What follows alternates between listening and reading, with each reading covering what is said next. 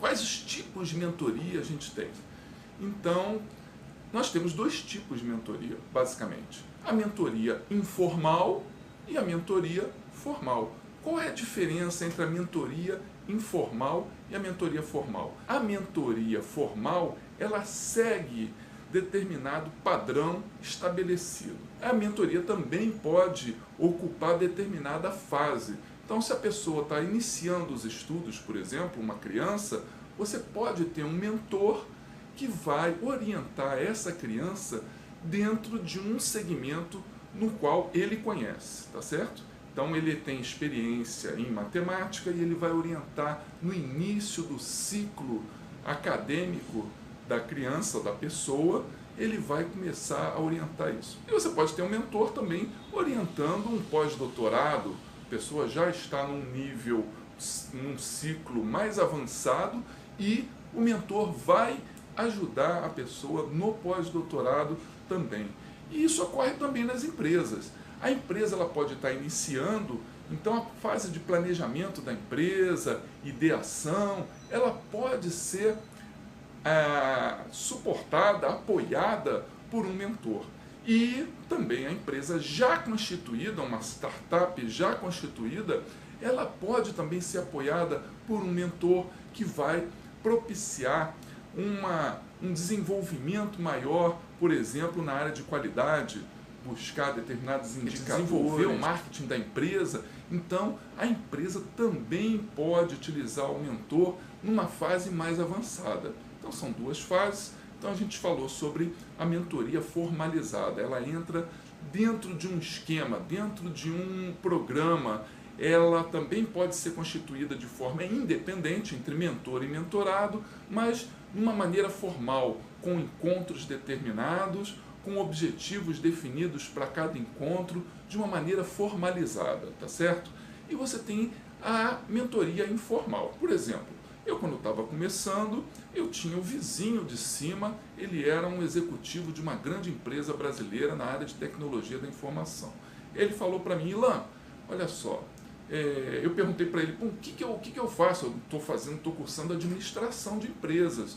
Ele falou: Ilan, faz um curso de programação de computadores e faz um curso de análise de sistemas e complementa o teu conhecimento com esse curso. Então eu segui os passos que ele determinou, que ele sugeriu, na verdade, e sempre conversando com ele sobre os meus problemas dentro da universidade e os meus avanços. Mais adiante eu comecei a fazer consultoria na área de tecnologia da informação junto com ele. Então ele fazia consultoria, ele me levava e eu comecei a aprender com ele a fazer, desenvolver sistemas, a apoiar processos e melhorar, otimizar as empresas de forma que elas pudessem usufruir o máximo da tecnologia da informação. Então, durante o mestrado, eu fui orientado por um mentor, até o momento em que eu terminei o mestrado e depois ele me encaminhou para o doutorado, quer dizer, orientou para fazer o doutorado e depois também ainda conversando com ele durante o pós-doutorado. E até hoje a gente mantém um determinado vínculo, eu tiro determinadas dúvidas com ele. Então, a gente tem novamente, relembrando, a transmissão do conhecimento, e aí vem a gestão do conhecimento, a transmissão do conhecimento de uma pessoa mais experiente, que pode ser até mais jovem, para uma pessoa menos experiente, que pode ser mais velha, e isso não altera essa relação. Existem estudos que até colocam que essa relação, existem determinados aspectos que aparecem quando essa relação ocorre, mas são estudos e faz parte também desse processo. Para finalizar, a gente tem alguns aspectos que o mentor ele precisa trabalhar. Então, não adianta o mentor tentar passar o seu conhecimento, porque, na verdade, a gestão do conhecimento ela ocorre tanto de conhecimento que já é tácito, ou que o conhecimento tácito, que é aquele escondido, que é o conhecimento tácito. Conhecimento escondido, aquele que está na cabeça da pessoa. Então, vamos supor, numa determinada mecânica de automóveis, entra uma pessoa para trabalhar ali, iniciar o trabalho. É uma pessoa jovem e ela precisa aprender. Nos livros, nos manuais, na escola, né, de mecânica, a pessoa aprendeu determinado tipo de procedimento, mas na hora de torcer ali o parafuso e ouvir o motor, o mecânico experiente, pelo som, ele já consegue identificar muitas vezes o problema. Então ele tenta passar esse conhecimento que não está no livro, mas foi adquirido por meio de experiência, para a pessoa que está iniciando.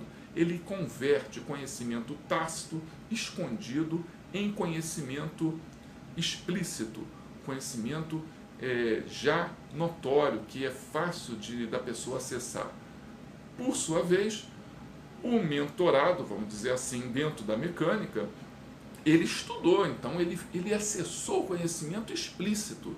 Então, essa transformação de conhecimento explícito em explícito, explícito em tácito, ela ocorre e faz parte de uma área chamada gestão do conhecimento e pode ser aplicada muito dentro da mentoria. Então, passando então as características do mentor que ele precisa desenvolver são comunicação, ele precisa ter uma boa comunicação. Não adianta você ter uma pessoa falando para dentro, se o mentorando, se ele não vai conseguir escutar, ele não vai conseguir compreender, ele precisa ser claro, o mentor precisa ser claro no que ele está colocando. Outra característica importante, a escuta ativa. A escuta ativa, ela inclui a pessoa ouvir, escutar também. Então ela vai entender o que a outra está falando.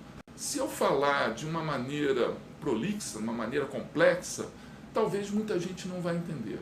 Então eu preciso compreender quem está do outro lado, compreender a forma de comunicação. A comunicação envolve basicamente 5 elementos. O emissor, se você escolher um emissor errado, ele não vai comunicar bem.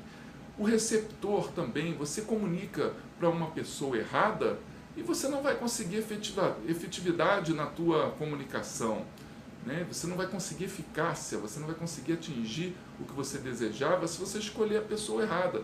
Experimenta conversar com uma pessoa que não tem decisão, esperar uma decisão, ela não vai tomar decisão nenhuma. Você tem que ir na pessoa certa, a pessoa que toma a decisão. Então, você tem o emissor, você tem o receptor, você tem a mensagem numa linguagem clara, uma mensagem numa linguagem que a pessoa entenda. Você tem o canal. Muitas vezes o telefone não é o melhor canal. Às vezes um e-mail pode registrar melhor uma comunicação do que um telefone, uma mensagem via WhatsApp, fica escrita, não gera nenhum tipo de possibilidade de erro, de confusão. Então você tem que saber. Mas por outro lado, você quer mandar por WhatsApp, a pessoa não está no WhatsApp. Então não adianta você mandar por WhatsApp se a pessoa não acessa o WhatsApp. Então você precisa conhecer quem está do outro lado para escolher o melhor canal para você enviar a mensagem, para você passar essa mensagem. E, finalmente, o momento.